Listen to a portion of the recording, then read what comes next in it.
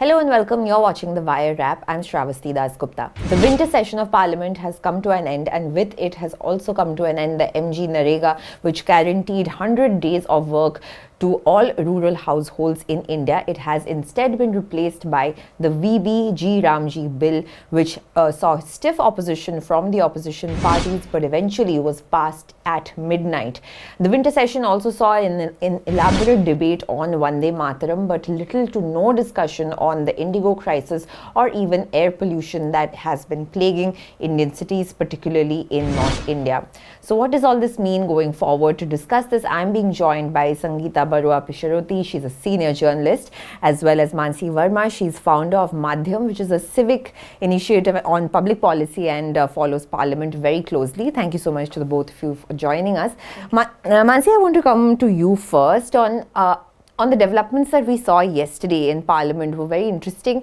On one hand, it is something that we have seen before in the last couple of years, but also the fact that the bill, the VBG Ramji bill, which just to tell our viewers, repeals the NREGA Act and instead puts in place this new legislation in which the number of work days has indeed been increased from 100 to 125, but it in a way takes away the legal guarantee to the right to work and instead makes it a supply-driven scheme instead of a demand-driven scheme and puts a lot of the financial burden on the states. But the fact is that this bill was brought completely out of the blue. Nobody knew about it. Suddenly, just a few days left before the winter session was to end, it was announced that this is going to be introduced. The opposition opposed its introduction. Then it was brought to the Lok Sabha. That debate continued till 1:30 at night. Then yesterday in the Rajya Sabha, the discussion started at 6:45 p.m. and continued till 12:30. So, what was the tearing hurry for the government to rush through this bill and the manner in which it was done yesterday? What are your thoughts on this? So I think it needs to be seen as part of a larger strategy that the government has perfected over sessions. So we have seen this repeatedly happen, that before a parliament session is to start, a couple of days before that, the government generally issues a tentative legislative agenda, which is a list of all the government bills that the government proposes to bring before the House. And this is done to ensure that MPs have advance notice. They have some time to prepare prepare their interventions on those bills. But as far as this particular bill is concerned, the NREGA repeal bill is concerned, it was not part of the tentative legislative agenda of the government. The government did not do any prior consultation on this bill, and the government introduced it as a surprise. So this is also what we have seen happen over multiple sessions in the past couple of years, that when the government is anticipating opposition, then it brings bills as a surprise. So it is not listed as part of the ordinary agenda of the day.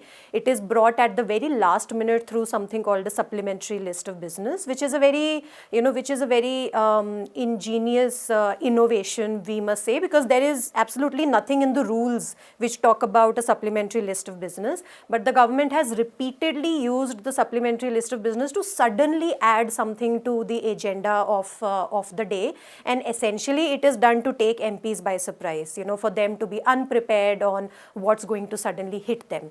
And that is what we saw happening with this bill as well. And in fact, not just this bill. On Tuesday, when the government brought a supplementary list of business, it listed in that introduction of 4 bills.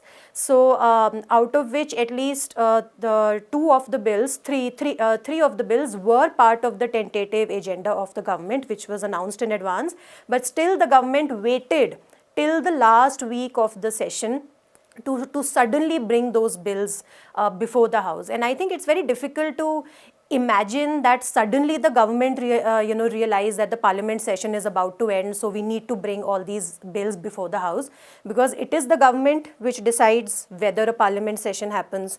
It is the government which decides when a parliament session will happen. It is the government which decides how long a parliament session is going to be. So they very well know what will happen on a particular day in parliament. The government essentially at its own discretion decides that. So for us to think that suddenly the government realized that Parliament is coming to an end and we have all these policy agendas that we need to push. The last week is the only time, so we need to use supplementary list of business to add bills at the last minute. So it's very difficult to accept that. So the only explanation for this is that the government, because it was anticipating opposition, because it was anticipating people to also oppose this, not just opposition inside the house, but opposition outside as well. So before anybody could get any time to mobilize, to even understand what the impact, the larger impact of the bill is going to be, before anybody, could sort of come out on the streets and protest against it, before all of that could happen, they wanted to get the bill through Parliament like that. And so therefore it was all, done as not just in secrecy, because I remember a couple of days before this, there were media reports that the government is planning to rename the bill from Mahatma Gandhi to Pujya Bapu. Pujya Bapu. And I think that was a deliberate leak just to test the waters, just to see what people are saying. And when I think this is again just me speculating on the basis of what I've seen in the last couple of years, but when they saw that there is some, opposition to Mahatma Gandhi's name being removed, so now you had this thing where they tried to insert Ram's name into the bill, and that also became their primary line of defense. That how can you oppose the name of Ram being added to the bill?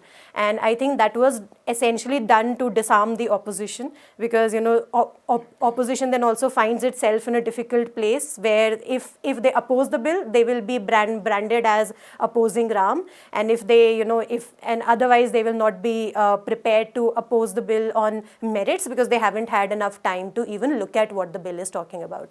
So I think the entire strategy behind bringing bills as a surprise is essentially to make sure that there is no time for any kind of proper opposition to any policy or legislative proposal that the government is bringing. And I think it is primarily because the government knows what it is proposing is not going to be taken well by the people, is why it resorts to these kind of devious mechanisms. Sangeeta, I want to come to you on this, that you've seen Parliament before Modi government as well, and interestingly, what was raised by several opposition members during this debate on the VBG Ramji bill was that NREGA was a law that was unanimously passed by both the opposition and the government. And when the law was first brought, the opposition had problems with it. It was sent to a committee, then it came back to Parliament, and then it was unanimously passed. So that sense of consensus was missing. But what came out in the debate is that the opposition was willing to cooperate with the government had the legislation been sent to a committee. But the kind of strong arming that we saw with Om Birla conducting a voice vote within minutes and just adjourning the house for the day, and then in the Rajya Sabha the opposition walked out when again their demands to be sent to a select committee was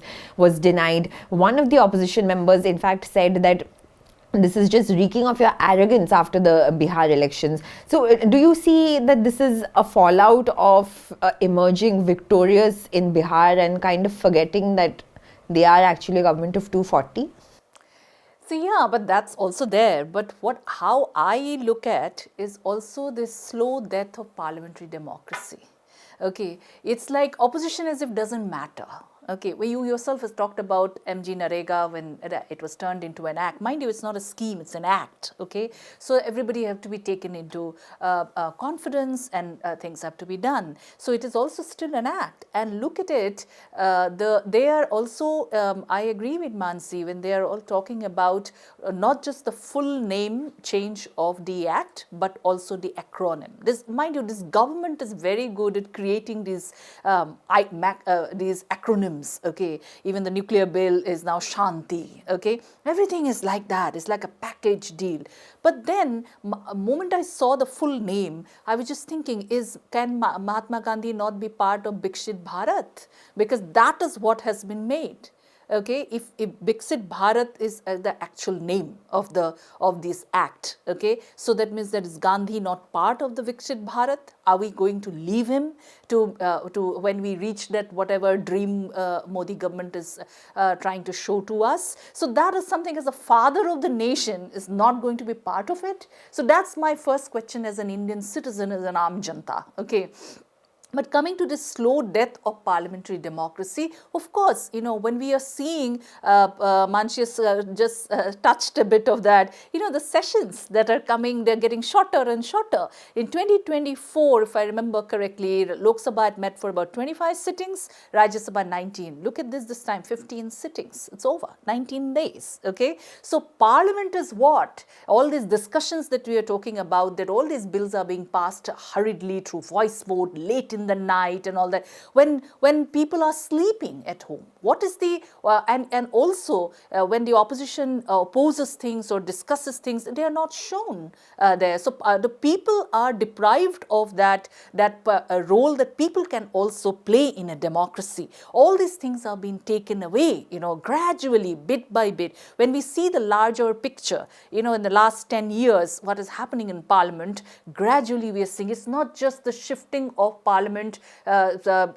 sessions from old Parliament building to the new Parliament building. When this new Parliament building is happening, lot of new things are coming. Okay, these were all settled issues, I thought. Okay, these are like if opposition is not agreeable to a certain act that the government is trying to bring, send it to the parliament session, to a standing committee. All of these things had also happened in the earlier time also, during Modi's regime only, that it is to be sent and then somehow, certain things would happen and it would again get passed, like the DPDP Act, all of these things have been have done. But this time there was almost falling of the mask. Okay, and these are very important bills. It depends on giving employment to the lowest rung of the society, and you have not been able to give employment to this lot for 100 days, which was promised, and now you're saying for 125 days you will be able to give it. How? And then you are also, it said because it is a national act, the centre's role was primal here. But then you are now saying that the states will be playing a role too, which some of the states, like poor states, particularly in northern India, if you see Uttar Pradesh, is going to be hugely affected by it. Do you think the state government is going to pay that much? And where will, and even in the main agricultural season, when they think that they are going to get these jobs, there's no guarantee now. So this whole guarantee business of employment, made by the government, made by the state to its own citizens, had actually been taken away very, quietly. And that's why I think that discussion was not required. And so, in a way, opposition's role is now gone, in a parliament. That's why I'm saying it's like slow death of parliamentary democracy that I am seeing. When you mentioned about what I had seen before Modi and now. So this is very, very clear to me. But also, this has been happening for quite a few years. We saw many opposition members raising the fact that the same thing happened with the farm laws, which were brought in 2020, and this was also raised in Parliament yesterday. And a lot of members said that you're making the same mistake again, and you may control Parliament, but you will not be able to control the streets. So you were mentioning earlier that they kind of preempted any kind of reaction that would come from the people and brought it in Parliament. But interestingly, we saw that Prime Minister Modi was not in the House when this whole discussion, which is such an important act which affects hundreds and thousands of people across rural India, and neither was the leader of the opposition. So just to take off from Sangeeta's point of slow death of parliamentary democracy, she was mentioning earlier that the Prime Minister would always be present in the House earlier. Most times. Most of the time. But now we don't have the leader of the House or the leader of the opposition. How do you see this tweeting culture from elsewhere? Modi congratulates on Shanti Bill, Rahul Gandhi condemns the VBG Ramji Bill, but neither are in the House. He was also in the Ethiopian Parliament, then more than when the Indian Parliament is on. Yeah. No, so I think specifically first, speaking about the Prime Minister, I think what we see is a general disregard for Parliament as an institution, or an institution that deserves the Prime Minister's time or attention. So what we have seen over the sessions, and this also happens repeatedly, that the Prime Minister is there when the session starts, and within 5 minutes he leaves. So when the question hour and the the routine parliamentary procedures, which are actually very important to fix accountability of the government, whenever these procedures start, he leaves, and then he enters Parliament when the session is about to end. And then so that's the extent of his involvement in Parliament. This time, of course, he was there to speak on the Vande Mataram debate, but he neither participated in the debate on electoral reforms, and I've never seen the Prime Minister either answer a question in Parliament or participate in any debate on any bill. And I think this time it was also important because this Shanti bill that you just spoke about, the bill which basically opens up the nuclear energy sector to private investment, is by the Department of Atomic Energy, and the Prime Minister himself is in charge of that department. But the Prime Minister was not present when the bill was introduced, when the bill was passed in Lok Sabha, when the bill was passed in Rajya Sabha, and it was his MOS, Dr. Jitendra Singh, who was leading the debate. So I think it's a clear disregard for an institution of accountability. And I think it also needs to be juxtaposed with all these pictures that you see everywhere, where the Prime Minister is basically bowing to, on the stairs of Parliament when he's entering and calling it the temple of democracy. But I think, when he calls Parliament a temple of democracy, he, I think, perhaps considers himself as the god of that temple, and so everything that's happening is just beneath him, and so therefore he doesn't need to be a part of it. Interestingly, once I also saw Prime Minister enter Rajya Sabha when question hour was going on. And as we have all seen, a very strange practice that has been started by BJP MPs particularly. So whenever the Prime Minister enters, perhaps because he makes these rare appearances, that they all stand up and they are banging the table and they are saying Modi, Modi, Modi, and then with Jai all Shri this Ram so with all this fanfare, he enters and then he's sitting, and then question hour is going on, and just after a few minutes, again a question related to Department of Atomic Energy comes up. Again, he is the minister in charge of that department. He doesn't answer. He's just sitting there with a very straight face, and his MOS is answering the questions. So what we see is that, one, either he is not interested, he doesn't consider it worth his time, energy, effort perhaps, or there is just a general disregard that, this is an institution, we are forced to live with it, we can't do away with it. So therefore we have found ways like reduce Parliament sessions as much as you can, don't participate in sessions, give the excuse of, that all of these foreign visits that we do are also for the benefit of the country. That is what is, keeping the Prime Minister occupied, so he has to go there. So they can always make all of these excuses, but the underlying message is that Parliament is not considered worth spending that time, energy, effort by the Prime Minister. Now coming to the leader of opposition, because you also mentioned that, and I think it's equally important that as the leader of the opposition, they are also present in the House as much as they can. And I think this time what was also interesting was that Rahul Gandhi himself raised the issue of air pollution in Lok Sabha, demanded a debate, and then said that, we are not interested in doing any political blame game, and we would like to come together and come up with solutions. Ultimately, the debate was listed by the government on Thursday. The debate didn't happen, that's another issue, but the debate was listed, and for something that you yourself demanded, you were not in the House to participate in, and Priyanka Gandhi's name was listed there, but eventually the debate didn't happen. So yeah, so as a leader of opposition, your role also doesn't end with just raising a demand or asking for accountability of the government. Then you also have to be present to participate and make your presence felt, which I think he also does very selectively. So he participated in the debate on electoral reforms. So we have seen the leader of the opposition also participate in parliamentary proceedings only very selectively. But definitely as the leader of the house, Prime Minister bears a much heavier burden. Yeah. One other thing I just want to quickly add, this changes that I have seen is particularly the Prime Minister. He is forever missing, when these debates happen and all that, as she said correctly, at the beginning or at the end. But beginning, what do we see most is like he's speaking outside of the parliament. Okay, that is something which I had never seen, any other prime minister doing that. And he would be prime ministers, and even during Manmohan Singh's time also, he would just, if he sees the press people and all that, he would just stop and talk. That is never was allowed. And here all the mics would be put and the Prime Minister would speak in front of the Parliament, but never inside the Parliament. This was nothing that we had not seen this before. So that's something I see as, I also consider it when I'm looking at the trajectory of the slow death of parliamentary democracy.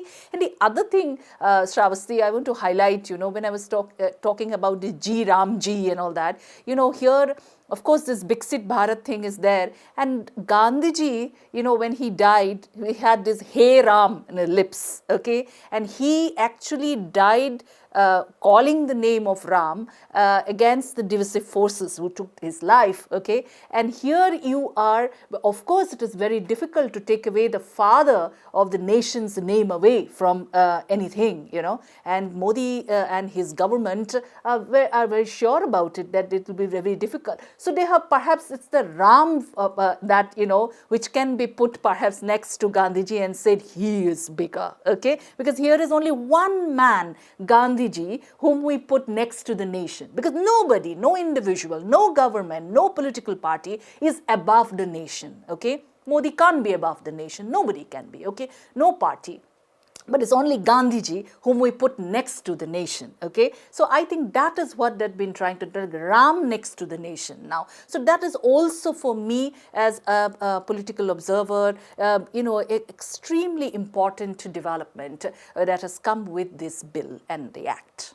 Just two more questions before we move on from this is the fact that important issues that were raised, very important developments happened during the parliament session. One was that the increasing pollution in North Indian cities and in other cities also, in fact in Mumbai and Kolkata as well, it's been heavily polluted this winter. And this was raised by people, and these civic issues have come to the fore on social media. People are talking about it. Newspapers are full of those headlines every morning.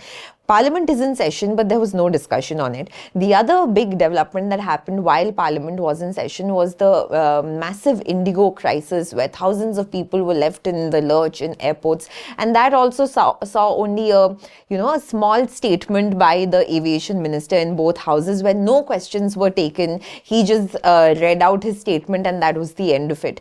So, is this also, as you were saying earlier, a part of the design where just to please, make a statement, you have listed air pollution, but the discussion was never held in the first place, and the aviation crisis was never addressed either. So Parliament kind of continuing to rather be where only it's the government's way or the highway. Yeah, you're absolutely right. And in fact, if you see, again, this is a strategy that has been perfected over the years. So what would happen is usually that before a session would start, you would know that the opposition has certain issues on its mind that it would like to raise. So as you know, before a parliament session starts, an all-party meeting is called, where the opposition also raises its demands that we would like some time to be allocated during the session for a debate on ABC issues.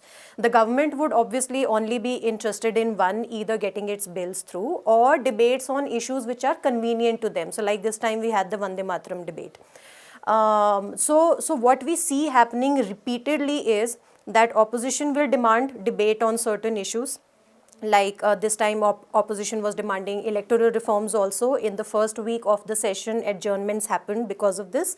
The opposition was also demanding debate on air pollution and several other issues. In the past also, whether it is the Manipur crisis, whether it is the Adani scam, whether farmers protest. So there have always been these big issues looming in the background which the opposition demands a debate on. And the government consistently stonewalls. They do say we are ready for for debate on every issue, but that debate never happens. We never see that debate happen. So what they have, so the strategy that they have actually perfected is, and this I have observed as a pattern playing out over multiple sessions, is opposition will demand debate on an issue, government will keep saying we will debate, but the debate will not happen. Opposition will protest because what else can they do? They cannot unilaterally list a debate on the agenda of the House. If the government is not willing to hold a debate, it can never become a part of the agenda, because the government unilaterally controls what comes on the agenda and what not. So the only recourse left to the opposition is to protest. They will protest, the government will repeatedly adjourn. Then the government will say so much time has been wasted because of protest and adjournment, so now very little time is left. We have all these bills to be passed. So they will start passing bills one after the other. If debate happens, good. If the opposition is willing to do debate, good. If they are not willing to debate, even better. While you are protesting, we'll get all the bills through. And this is how, for instance, the 500-page income tax bill, which completely overhauls our income tax regime in the country, was passed during the monsoon session. Within 4 minutes, the entire bill just went through while the opposition was in the well of the House. And so, so then what we see is that the government has found a way to utilize opposition's protest as an opportunity, so turning adversity into opportunity is what we see. And then what they also do is that the blame also comes on the opposition. You are not interested in debate, you are the one who is protesting. What option do we have? We have to get bills through like this. But we are otherwise ready for debate on all issues, but those debates never happen. So this is what we see, and one of the fundamental reasons why this happens is because the government unilaterally controls the agenda of the House. So in some other democracies, for instance, there is the practice of opposition days, where the opposition is given the power to decide agenda for one day in a week. So whichever agenda the opposition decides, the government will also have to come to the table and have a debate on that issue. And in fact, this recommendation was also made by the National Commission to Review the Working of the Constitution, the ARC, Administrative Reform Commission, which was set up under the Vajpayee government. They also said, because even back then we could see that, all these, that there is no productive way to resolve this conflict between the government and the opposition. And so the only way is to do a greater power sharing. So only one stakeholder should not have complete power over the agenda of the institution. But that is, unfortunately, anyone who is in power would not would not be interested in sharing power, would not be interested in letting go of that power. So what we repeatedly see is the government exercising a near absolute total control of what happens in Parliament, what issues get debated, for how long a particular issue gets debated. And the government will also make it seem like they are doing some kind of, a charity. Like yesterday also, when the bill was passed, the NREGA repeal bill was passed at 12:30 in the night.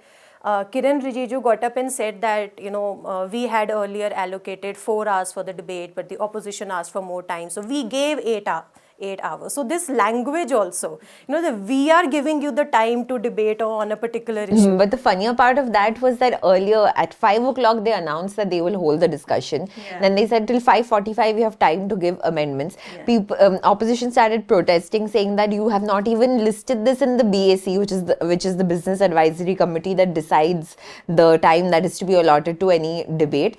And then the Vice President, who's the chairperson, gives a list of the number of bills that have been discussed without allotting time in the BAC, and most of it was in the Modi government. 3 were in 2008 and the rest was in 2014. So they have a excuse ready. They come prepared that okay, this will be raised and therefore this is going to be. This is a very important point, because what we see here is that something wrong or bad happened in the past. Okay, so it was the UPA government also, even if it was the UPA government which passed bills without adequate debate, without listing it on the agenda without giving sufficient time for it. That is wrong. Whether they do it or you do it, it remains wrong. But if somebody has done it in the past, it becomes an example to follow for whoever comes next. And whatever bad examples and bad precedents this government is setting, whoever will come to power next will also exploit them. That is just how it works. Yeah, and one other thing is also is the mass suspension of opposition MPs. During this Modi era only, we have seen that happening in Parliament. So many of the opposition members, for the first time in India's history of parliamentary democracy, were thrown out. And then what happens? We see very important bills like DPDP Act and all were being passed. Okay, I voice vote. So this is also another tactic that I saw during this last 10 years. So Sravasti, this discussion when we were doing this, it's a very interesting, I find it very interesting also because this whole tenure versus another tenure, if we can actually see what is happening in Parliament, and it's actually nothing but the demise. All right, so let's now shift focus a little bit to what's happening in Bangladesh. Osman Hadi, who's a popular student leader, was killed after he was shot from a motorbike. He was taken to Singapore for treatment, but he succumbed to his injuries over there. And this has led to violent protests. Newspaper offices have been torched. There are protesters everywhere, and the Yunus government, which is the interim government, has said that a probe will be ordered, and elections were supposed to take place next year. But right now, Bangladesh seems to be on a boil, and it is believed that the attackers have fled to India, but there's no confirmation on this. So, Sangeeta, give us a sense of what really is happening. Elections are due to take place in just a few months, but Bangladesh once again on the boil after the Sheikh Hasina government fell, a popular student leader being shot dead like this, and what really is happening in our neighborhood? See, what's happening is actually the fragile peace. Actually, we thought that Bangladesh was sorted. But Bangladesh is not sorted yet, okay? This is the fragile peace that Mohammad Yunus is keeping, but for how long, okay? His whole thing is that after he was supposed to hold elections quickly, which he didn't do, now hoping that February 2026 election is going to happen. But this student leader is a very interesting student leader because he's not only opposed to Army League, but is also opposed to the elitist politics that is coming from the other side also. He is trying to set up a new kind of politics he was doing that his own party. So his he vanishing, disappearing from the site, before the elections happening is actually quite a significant thing that way. Okay, so and that will have some sort of repercussions when the elections happen, and also in that country's politics. Yes, questions were being raised that it was Army League, and some names have been also thrown up and saying that these basically from Chhatra League they're saying. And which is banned now, and some of their leaders have gone and killed them and things like that, and then fled to India. But India has also responded saying that we do want peace in our neighborhood and it is of our interest, and we have been saying that we do need a free and fair elections there. So that is the government of India's MEA's response. But the thing is that ultimately, what we are seeing is that the same thing we are seeing in Nepal too, that this peace that have come after this huge regime change and all that is actually so fragile. Okay, it can go either way. That is what, and for India as this biggest neighbor, and so we should be watching it very, very closely, and because these chapters have not closed. So my hope is that when elections happen in February, and if at all it happens peacefully, so then that will be the starting of something new perhaps, because nothing new has happened yet. It's only holding of the lid, okay, and lid can go up any time, and which we saw with this youth leader's death. So that is what, and it's actually for us, we should be watching it very, very closely. Yeah. And another reason I think we should be watching it closely is because elections are coming in West Bengal as well as Assam in just a few months. And this week, just to tell our viewers that the draft draft electoral list for West Bengal has been published, and about 56 lakh people have been left out of the electoral rolls. But what impact do you see Bangladesh's turmoil having on Bengal as well as Assam, because both are neighboring bordering states over there, and the BJP has been constantly raising this issue of Bangladeshi infiltration. So do you see this having some impact on the elections in Assam and Bengal? No, it will be raised. Every year, these issues have been raised. Every election, it has been used. Okay, it will be used by both Himanta Biswa Sarma government and also by the BJP to go after Mamata government. All these things will be there, and but we should also note the Parliamentary Committee's report on what is happening in Bangladesh. It is calling it that the biggest crisis after 1971. So obviously all those things are there, and talked about the minority rights and violation of minority rights, and all those things are already being raised, and some of it is also of concern, for minorities. It has been a concern, and it has been happening also steadily there in that country, and leading to a lot of people to flee also to both to West Bengal and to Assam. Okay, so that has also been happening. It's also part of the truth. Okay, so obviously when you are fighting an election and you look at it as a opportunity to communalize, you will be communalizing it. Look at Assam, NRC. After the NRC, 1.9 million people are still out of that list. Okay, but they have not been issued any rejection slips based on which they will be able to actually appeal their Indian citizenship in the foreigners tribunals that has been set up to solve these matters. It has not been done, but instead you are actually keeping the communal pot boiling. And let me tell you, 1.9 million, among the 1.9 million, most of them are Bengali Hindus, and which have the East Bengal origin or Bangladesh origin people. So finally, what are you doing for them? Actually, you're not, because if you have brought you have amended your Citizenship Act also to be giving Indian citizenship based on religion, but you technically cannot give it to them because people who are out of the NRC, because they've claimed already to the state that we came to this state prior to formation of Bangladesh. So there was no concept of Bangladesh at that time. So all those things are also there. So that means actually the people are not getting any benefit out of it. But what has been pushed ahead is a communal political narrative with the help of a pliant media. So that will of course be taken forward both in Bengal and in Assam in 2026. And we're seeing that already with several BJP social media handles already talking about the fact that what's happening in Bangladesh today is what Bengal is going to be seeing, and Bengal is in the early stages of at the moment. So we'll have to keep our eyes on all these developments. Thank you so much, Maansi and Sangeeta, for joining us, and to our viewers for watching.